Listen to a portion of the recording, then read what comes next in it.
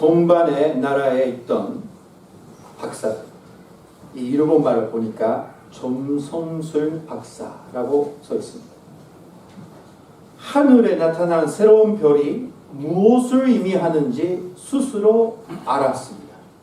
대단한 지식이 아닙니까? 그리고 유대인의 왕이 탄생한 것을 알게 되어 예루살렘에 경배하러 왔습니다.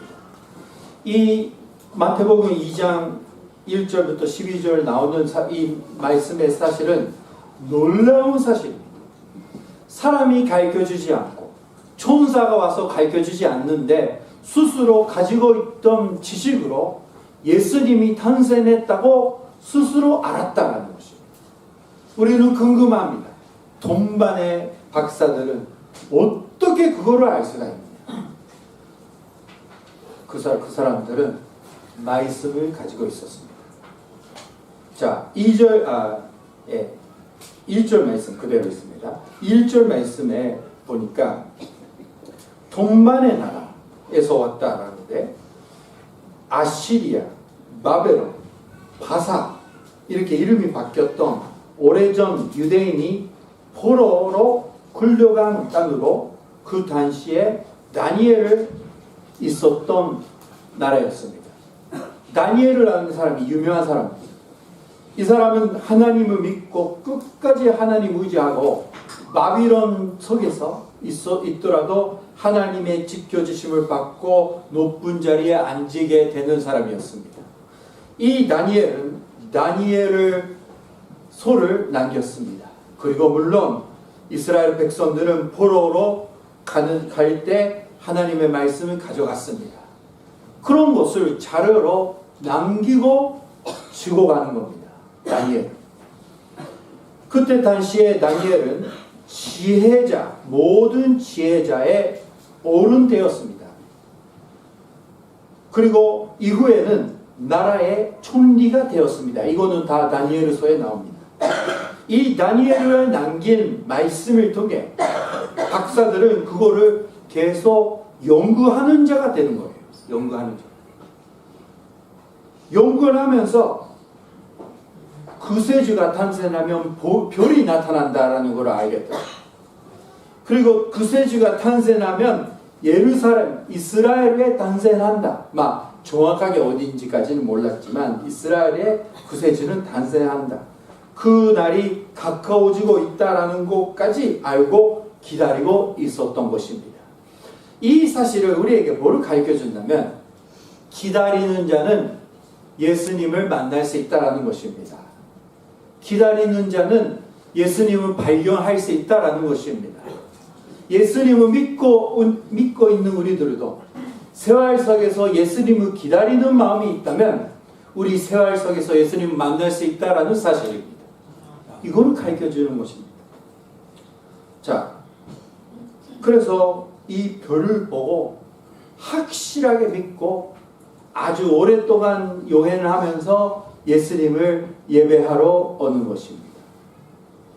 이걸로 통해서 하나님은 이방인더라도 구세주를 기다리며 믿는 자는 누구든지 구원을 받는다라는 하나님의 은혜를 나타내기 위해서 이런 일을 인도하시는 것입니다. 사랑하는 여자는 누구든지 예수님을 찾는 자는 만날 수가 있습니다. 이번에도 예수님을 믿고 싶습니다라는 사람이 나타났습니다. 그분이 나중에 다음 주에 학습 받게 되는데 그 마음이 있으니까 저는 하나님이 그렇게 해주신다고 믿습니다. 기다리는 자에게 만나주시는 하나님, 찾는 자에게 만나주시는 예수님이 계시기 때문입니다. 자, 다음에는 안 기다리는 사람, 놀라울지도 기다리지 않는 사람들의 모습을 보겠습니다. 2절 말씀 보세요. 2절 말씀 보니까 유대인의 왕으로 나신 이가 어디 계시냐? 우리가 동반에서 그의 별을 보고 그에게 경배하러 왔느니. 경배하고 왔느니라고 말하는 거 보니까 메시아, 구원주로 탄생하시는 예수님을 알고 있는 것입니다. 그거를 듣고 그렇구나. 우리 이스라엘 백성들이 기다렸던 예수가 탄생했구나라고 기뻐하는 사람이 한 명도 없었어요. 이것이 생각하면서 가끔 제가 그 성경 공부를 하면서 예수님이 오늘 오시면 좋아합니까? 라고 물어봅니다. 예수님이 지금 오시면 좋아합니까? 하면 거의 100% 별로 안 좋아합니다. 아직 세계 여행 안 갔거든요. 아직 맛있는 것도 먹고 싶습니다. 그런 분이 너무나 많이 있고 우리도 그럴 때가 많이 있습니다. 근데 왜 그런지 그렇게 되는지 아세요? 예수님을 기다리는 인생을 안 하고 있기 때문입니다. 그러니까 기도가 어떻게 됩니까? 오지 마세요, 예수님. 이거 뭡니까? 마라나타 오십시오 라고 우리는 기다려야 됩니다. 아직 오지 마세요.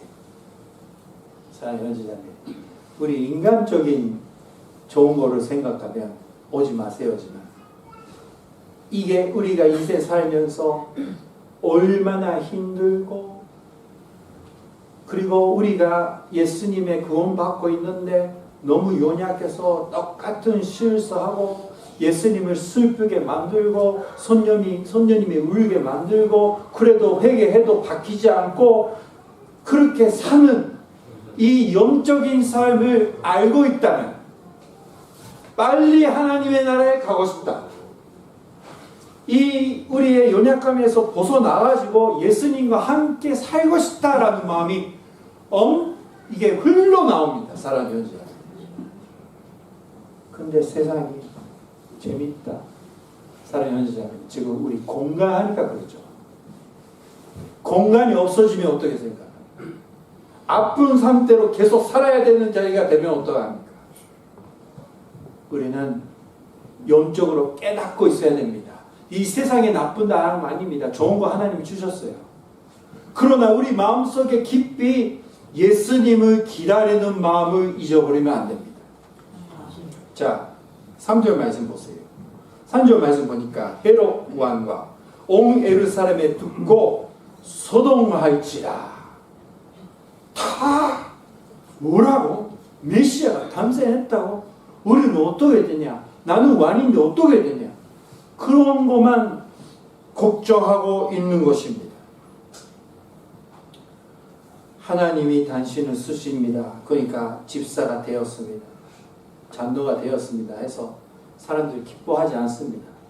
근데 기뻐하지 않는 이유 하나가 나는 부족하니까 못할 것 같다. 이런 겸손한 마음입니다. 또 하나는 그런 일이 하면 놓을 수 없잖아. 자유가 없어지잖아. 그렇게 무서워합니다.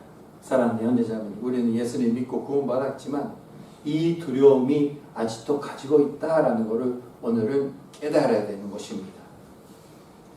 기다리지 않는, 구세주를 기다리지 않는 사람들에게는 주 예수의 탄생은 민폐가 되는 것입니다.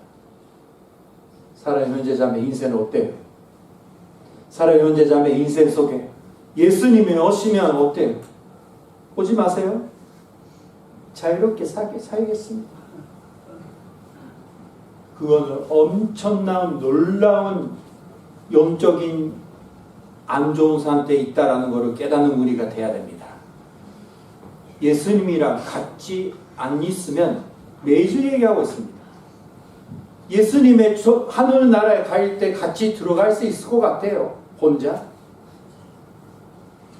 예수님 안 계시는데 뭐 여러분들 특별하니까 들어갈 수 있어요. 혼자. 우리는 매일매일 예수님을 기다리는, 몸이 아플 때 얼마나 예수님을 기다립니까? 저는 누우면서, 지지난주에 누우면서 주님 새벽 기도에 열심히 현재 잠에 오는데 어떻게 하면서 설 수가 없어서 누우면서 주님. 근데 좋아지니까 그런 마음이 없어지잖아요. 그죠?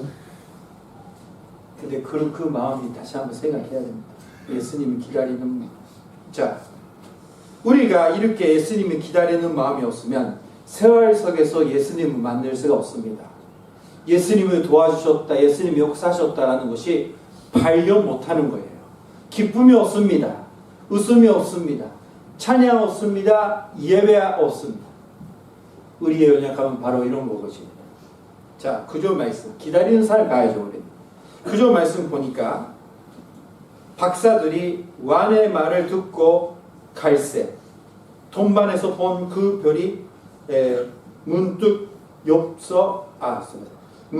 앞서 인도하여 가다가 악이 있는 곳에 머물러 서 있는지라. 별이 나타난 겁니다. 이 별 보고 9절 말씀 보니까 이렇게 10절 말씀 보니까 이렇게 써 있습니다. 그들이 별을 보고 매우 기뻐하더라. 기뻐하더라는 건 너무 기뻐하는 거예요. 왜 그런지 아세요? 아직 예수님을 만나지 않는데 돈반의 나라에 있을 때 봤던 그 별이 앞에서 응이지면서 인도하는 거 보고 너무 기뻐하는 거예요. 하나님이 우리를 받아주신다. 하나님이 우리를 인도해 주신다. 우리가 인생 속에서 받을 수 있는 기쁨은, 구원받고 받은 기쁨 다음에 큰 기쁨은 바로 하나님이 나를 인도해 주셨다라는 확신입니다. 사랑의 형제자매는 있습니까? 하나님이 나를 도와주시고 함께 계신다라는 느끼십니까? 그것이 우리에게 기쁨이에요. 인생 속에서 최고의 기쁨입니다. 이번에 어떤 분이 미국에 가면서 기도를 받고 가셨어요. 그분이 왜 기도를 받는다면 비행기가 너무 무서워요. 근데 반문하러 가야 되니까 비행기 타야 되는 거예요. 그래서 목사님 기도해 주세요. 그리고 또 해야 되는 일이 있습니다. 가서 딸이 가족 교회에 다닐 수 있도록 같이 교회에 가고자 합니다. 그러니까 그렇게 그 문을 열어주시기 위해서 기도해 주세요. 그래가지고 암수 기도를 했습니다. 주님, 비행기 편안하게 탈 수 있도록, 그리고 가서 교회에 갈 수 있도록 인도해 주세요. 기도했어요. 비행기 잘 탔죠. 탔더니 아무 무서운 거 없대요. 그러니까 비행기 타면서 아마 그분은 천국에 날아가는 것처럼 하나님이 나와 함께 계신다로 느끼면서 하늘에 날아가실 겁니다. 가서 교회도 같이 갈 수 있게 되었어요. 그때부터 많이 지나갔습니다. 오늘 보고를 받았습니다. 목사님, 우리 딸이 가족이 그 사위가 장모님 이제부터 교회로 가겠다고 결심합니다. 미국은 내일이잖아요. 그죠? 주일. 내일부터 교회 가겠습니다라고 연락 왔대요. 그래서 더 감동받고 하나님 감사합니다라는 그 예배하는 마음이, 감사하는 마음이 넘치는 것입니다. 우리가 예수님을 믿고 구원받고 기뻐하는데 그 기쁨이 계속해서 있는 거 아니라 없어졌다가 또 생각나다가 감사하고 이런 것입니다. 근데 새로운 기쁨이 뭐냐면 하나님이 나를 이끌어 주신다라는 것을 눈으로 보고 느낄 때 우리는 감사하고 예배 드리는 것입니다. 사실은 기다리는 자에게는 이것이 넘칩니다. 기억 못해요. 하나님이 너무나 많이 축복해 주셔가지고 기억 못합니다. 일주일 동안 속에서도 얼마나 그 축복을 받고 있는지 우리들. 오늘은 감사하는 일이 없다, 너무 힘들었다, 별로 기뻐하지 않는다라는 분은 일주일 동안 예수님을 기다리지 않고 기대도 하지 않고 살아고 있기 때문입니다. 열심히 회개하시기 바랍니다. 오늘 우리 그 마음이 없어서 미안합니다. 제가 원하는 것만 하세요라고 주문만 했습니다. 미안합니다. 해야 됩니다. 자, 11절 말씀 보니까 집에 들어가서 예배하는 모습을 볼 수가 있습니다. 마음을 다해서 예배하는 모습이 11절에 나옵니다. 자, 사랑하는 형제자매, 기다리는 자는 예수님을 만납니다. 기다리는 자는 인생 속에서 예수님이 함께 계시고 도와주시고 이끌어 주시는 것을 느낄 수가 있습니다. 기다리지 않는 자는 예수님 오시면 민배가 되는 것처럼 느낀다는 것입니다. 자, 어느 쪽에 계십니까?